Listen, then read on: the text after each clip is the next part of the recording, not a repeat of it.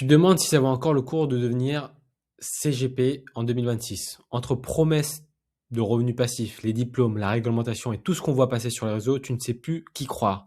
Je suis conseiller en gestion de patrimoine depuis 2018, fondateur d'un réseau de conseillers responsables. Je suis moi-même passé par plusieurs pièges avant de trouver un cadre sain. Dans cette vidéo, je vais te dire la vérité que je vois sur le terrain. À qui ce métier convient vraiment et qui devrait l'éviter. Et comment exercer le métier de CGP de façon libre, responsable et rentable sans tomber dans les pièges par lesquels je suis passé. Je m'appelle David Lin, je suis conseiller en gestion de patrimoine et conseiller en investissement financier depuis 2018 et je suis fondateur du réseau Fineo. Avant d'en arriver là, je suis passé par plusieurs mondes. J'ai commencé par les réseaux bancaires, puis je suis passé par les réseaux dits indépendants, organisés en salariat ou MLM, avant de faire un gros benchmark de l'écosystème et de lancer finalement mon propre réseau, Fineo, qui se lance en alpha test en 2026. Je vais te parler franchement de tout ça parce que c'est souvent la partie qu'on ne te raconte pas quand on vend ce métier. D'abord, les réseaux bancaires. L'avantage, c'est simple. Tu as une marque connue, des process, des flux de clients qui arrivent, donc tu ne prospectes pas. Donc tu apprends vite les bases, le contact client, les produits maison, la mécanique interne, mais tu es dans un cadre très fermé. Tu proposes essentiellement les solutions de la maison bancaire dans laquelle tu appartiens ou de l'assureur si tu es généraliste et souvent peu compétitif. Tu as des objectifs commerciaux à tenir et tu n'es pas vraiment libre sur les recommandations que tu fais. Tu fais le job, mais tu n'es pas maître de ta gamme ni de ta stratégie. Ensuite, je suis passé par les réseaux indépendants sous forme d'MLM. J'en ai même testé 2. Là, on m'a vendu du rêve. On m'a promis de la liberté, des revenus exponentiels en recrutement, une équipe et puis même une famille de business. Un cadre soi-disant idéal pour démarrer. La réalité, c'est que ces réseaux sont souvent ultra compétitifs en interne. Tout est animé par des challenges, des podiums, des classements, avec une culture très à l'américaine et de développement personnel qui pousse en permanence à produire plus et plus vite. Sur le papier, ça peut motiver un certain temps. En pratique, ça peut pousser au burn-out. Le modèle est, selon moi, assez malsain parce que le réseau va prendre entre 15 et 30% en fonction des réseaux et parfois même 35% des commissions. Et en plus, la lignée des mentors, donc ceux qui t'ont parrainé ou marrainé, prend encore une part. Et le schéma MLM en lui-même peut prendre jusqu'à 20 à 50% supplémentaires selon les structures et les produits, soit un total qui peut aller jusqu'à 85% selon les réseaux. Moi, je suis passé par 2 MLM différents et je peux vous en parler d'expérience. Avec le recul, je vois clairement un schéma qui peut devenir très toxique si tu restes trop longtemps dedans. On te parle de liberté financière, mais dans les faits, tu alimentes une machine qui vit en grande partie sur ton travail et sur celui des personnes que tu vas recruter. Et souvent, ce sont tes proches. C'est un peu le comble que ce type de montage puisse encore coexister dans un environnement qui est surveillé par l'AMF, qui est littéralement la police des marchés financiers. Mais c'est la réalité du terrain aujourd'hui. Pour être honnête sur ces réseaux, pour être honnête, ces réseaux ont quand même un avantage. Ils sont très formateurs au niveau commercial. Tu es poussé à aller sur le terrain très vite, à prendre des rendez-vous, à présenter des solutions, à encaisser les refus et à recommencer. La partie développement personnel, elle est vraiment là. La coaching mental, il est vraiment là. Tout est fait pour que tu produises rapidement. Et si tu sais pourquoi tu viens, ça peut être une rampe de lancement correcte pour apprendre à vendre et assumer le face-à-face avec les clients. Mais rester longtemps dans ce type de modèle est, à mon sens, vraiment malsain pour toi, pour tes clients et ta vie personnelle. Parce que s'il y a jusqu'à 85% de com qui sont pris, bah forcément, tu le refactures à tes clients. Après ça, je me suis aussi intéressé au groupement associatif. Sur le plan des valeurs, c'est souvent ce qu'il y a de mieux. Tout le monde est vraiment, on va dire, indépendant, dans le sens entrepreneurial. On se retrouve entre confrères et consoeurs, on échange, on partage des cas, on parle de nos partenaires. Il y a vraiment un soutien, mais il y a un gros défaut, moi je dirais, sur le niveau structurel. Il n'y a pas de cohérence globale sur les outils, les services, ni les partenaires. Chacun choisit son CRM, son outil de conformité, sa chambre, ses partenaires, etc.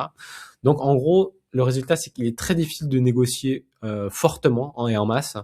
Il n'y a pas vraiment une stack métier unifiée et chacun réinvente un peu la roue dans son coin, même si on se voit régulièrement, alors qu'on pourrait mettre des outils commerciaux en commun. En 2023, moi, j'avais fait un vrai benchmark du marché. Je regardais une bonne quinzaine de réseaux différents. Ce que j'ai vu en résumé, c'est beaucoup de modèles très malsains. Des salariés, des modèles indépendants où tu es managé comme un salarié, par exemple, ou des modèles où on te dit que tu es indépendant, mais en fait, tu ne l'es pas du tout au niveau des horaires. Quelques modèles neutres, c'est-à-dire qui sont OK, et quasiment aucun réseau qui cochait vraiment toutes les cases pour moi, sans être hors de prix ou rattaché de trop près à une banque privée. Parce que j'ai un réseau en tête qui est excellent sur la qualité, mais qui est ultra coûteux et qui est rattaché à une banque privée, ce qui veut dire que tu n'es pas totalement maître à bord. Et à force de tourner le problème dans tous les sens, je me suis rendu compte qu'il manquait quelque chose. Un réseau pensé dès le départ pour des conseillers qui veulent faire de la finance responsable. Qu'est-ce que la finance responsable? C'est la finance éthique qui va aider aussi la société et par extension la planète. Avec une vraie liberté dans les choix des solutions, on co-crée cet environnement ensemble avec un cadre éthique clair et surtout une stack métier cohérente.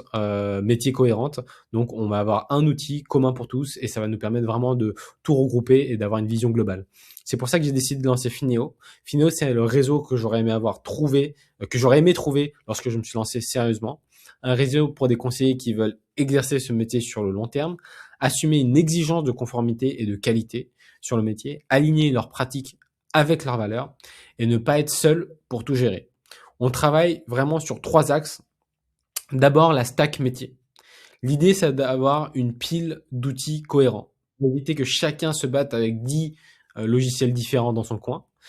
Ensuite, il y a le cadre éthique. On ne cherche pas du tout à tout vendre à tout le monde. On cherche à être clair sur ce qu'on fait et ce qu'on ne fait pas, sur la façon dont on parle d'argent, d'impact sur la société, la planète et de risques. Et enfin, sur l'axe collectif, on veut un réseau qui soit capable de partager les bonnes pratiques, de mutualiser les bonnes choses et de faire grandir ensemble les membres dans la durée, sans les enfermer dans un schéma toxique. Et tout ce que je t'ai raconté jusque-là sur mon parcours, ce n'est pas pour régler des comptes avec tel ou tel réseau. C'est pour que tu comprennes que derrière le mot de CGP, il y a des environnements très très différents et que certains sont beaucoup plus sains que d'autres. Maintenant que tu as ce contexte, on peut revenir aux 3 grands piliers du métier en lui-même. Le premier pilier du métier de CGP, c'est le pilier du sens. Concrètement, qu'est-ce que tu fais quand tu es CGP? Tu aides des personnes réelles à sécuriser leur retraite, à préparer les études de leurs enfants, à protéger le conjoint ou la conjointe, le plus un, le mari ou la mariée, en cas de coup dur, à organiser une transmission propre pour éviter les conflits entre enfants et à structurer leurs investissements pour qu'ils soient alignés avec leur vie, déjà leurs objectifs de vie personnelle et aussi leurs convictions. Parce que les convictions dans la finance responsable sont importantes. Et à chaque fois que tu fais bien ton travail, tu réduis le stress financier d'une famille, tu crées des marges de manœuvre en cas de coup dur ou d'imprévu, tu évites des erreurs qui auraient coûté très cher plus tard, et tu as un impact direct sur la vie de tes clients aujourd'hui et sur la vie de tes proches demain. Et cerise sur le gâteau, chez Fineo, nous agrémentons que des partenaires qui ont un impact positif sur la société et par extension la planète. Deuxième pilier du métier, ça va être le temps et la liberté. Au début, ce n'est pas un métier avec des revenus entre guillemets passifs. Il y a beaucoup de prospection, de la formation, de la conformité, des rendez-vous, des dossiers, du suivi. Mais tu peux reprendre la main sur ton agenda, ce que beaucoup de métiers ne permettent pas.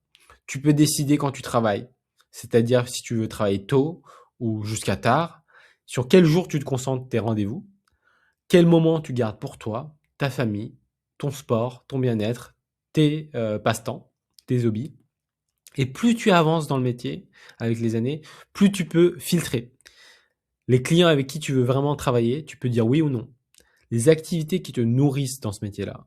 Parce que CGP, c'est très large, donc tu peux te spécialiser. Et aussi ta façon de répartir ton temps entre le conseil, la gestion et le développement. Ce n'est pas un chemin facile, mais c'est un chemin qui te permet de construire un rythme de vie qui te ressemble. Et maintenant, parlons du troisième pilier, l'argent. le nerf de la guerre, le portefeuille et la récurrence. En tant que CGP ou CIF, tu te construis un portefeuille de clients et d'encours. Ce portefeuille te rémunère chaque année et peut être revendu et devient donc un actif à part entière. Au début, tu poses les briques, tu gagnes peu, tu apprends, tu construis ta base. Avec le temps, tu développes plus de clients suivis, donc tu as forcément plus d'encours collectés, donc ce que tu fais placer à tes clients, et donc davantage ce qu'on appelle de récurrence, une rémunération sur tout ce qui est placé. Donc ce n'est pas un gros coup one shot comme la plupart des solutions qui te font croire que tu vas devenir riche rapidement. C'est vraiment une construction progressive. C'est comme une forêt que tu plantes et que tu fais grandir.